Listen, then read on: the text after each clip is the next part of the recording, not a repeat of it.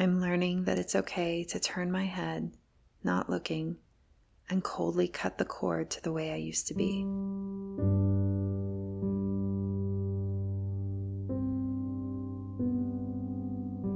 The way of placation to others' comfort zones at the cost of my truth and power.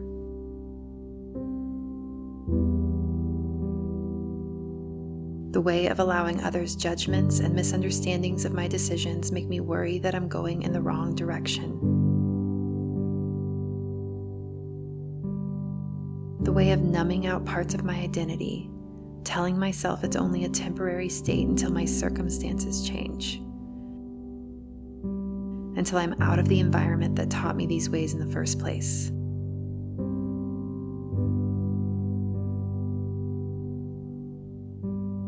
I know what I have to do. I have to reclaim a part of myself that's never felt safe being vulnerable or seen.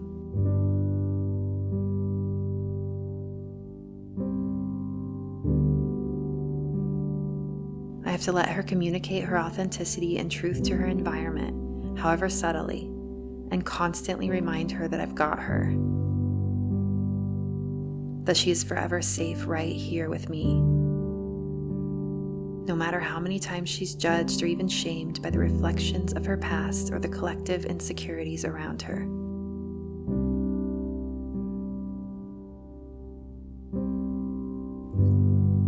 I have to remind myself that I am worthy of taking up space when I know that a truth I subscribe to is something that will cause disruption in the ways of being of those around me.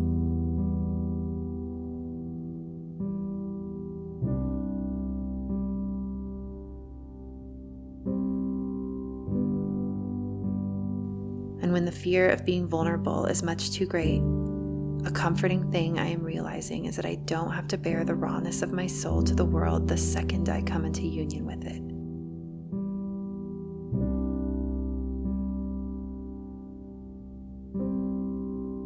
I can simply decide what's true for me, then relentlessly, internally assert this truth as I move through the shadows of the way I used to be.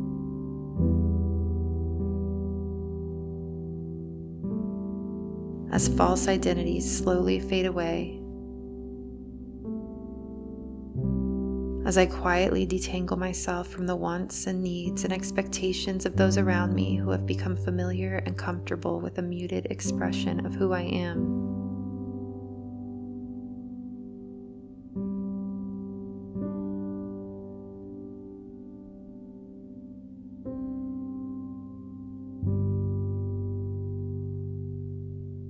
For a little while, I can decide to ride on the same train as another, but in separate cars, all the while holding the intention of breaking away fully so that I may eventually head down the track that's solely meant for me.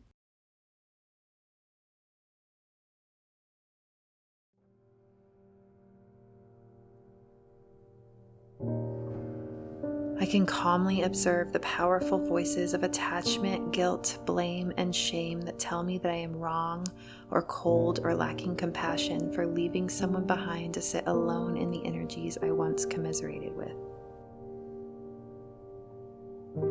The ways of being that don't feel good to me anymore.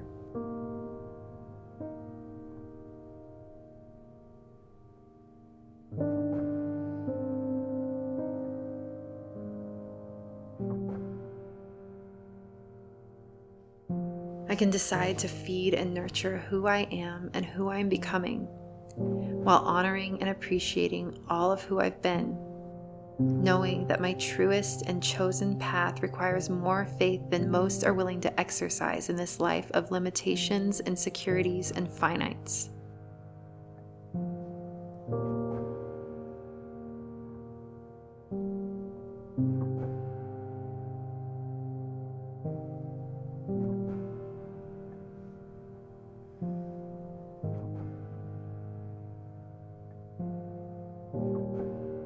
I can recognize that the path to true freedom, expression, and fullness can be filled with loneliness, opposition, and hurtful reflections that ultimately push me more deeply into self-love and knowing.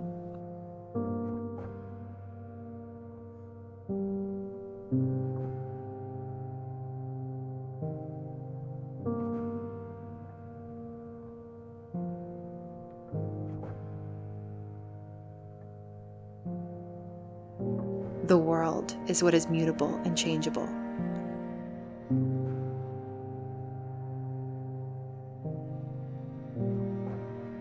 The truth of who I am and what I am worthy of is not.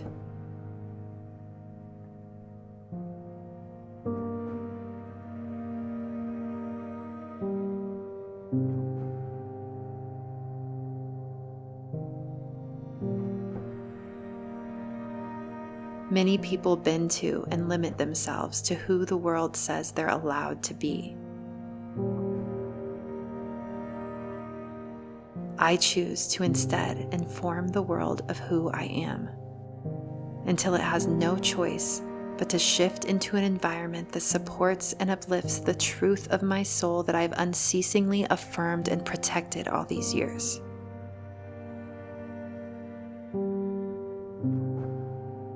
Until it reflects back to me the unshakable, eternal knowing of home, safety, and acceptance that I've already found within.